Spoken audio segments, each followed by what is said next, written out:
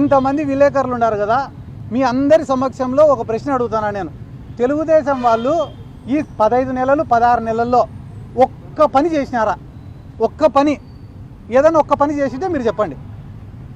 నేను మిమ్మల్ని అడుగుతాను, ఒక పని అడుగుతాను, ఏమైనా చేసినారా అని. ఏంది ఏందన్నా? ఎవనబ్బా సొమ్ము ఇచ్చినారన్నా? ఎవనబ్బా సొమ్ము ఇచ్చినాడు? ఎవడి జోబిలో నుంచి తీసి ఇచ్చినారు? I'm sorry to say this. నేను ఆ మాట మాట్లాడకూడదు, కానీ ఎందుకు మాట్లాడినా అంటే మా జగన్ సార్ సంక్షేమ పథకాలు ఇచ్చినప్పుడు జోబిలో నుంచి తీసి ఇచ్చినాడా అని అడిగినారు. ఇప్పుడు వాళ్ళు పెన్షన్లు కానీ, తల్లికి వందనం కానీ, అదేదో 20,000 ఇస్తామని చెప్పి 5,000 ఇచ్చిన అన్నదాత సుఖీభవ కానీ ఎవడైనా సొంత జోబిలో నుంచి ఇచ్చినాడా? పొరపాటున సొంత జోబిలో నుంచి ఇచ్చినింటే మేము రాజకీయం సాధించుకుంటాం. తల్లికి వందనం అనే పథకం మీరు ఇచ్చి రాష్ట్రం అంతా డబ్బాలు కొట్టుకుంటా hit, success, super 6, super hit అని చెప్పుకుంటారే. అసలు తల్లికి వందనం అనే ఆలోచన, అమ్మఒడి అనే ఆలోచన చేసిన మా జగన్ సార్ గురించి మేమెంత గట్టిగా చెప్పుకోవాలా? మేమెంత గొప్పగా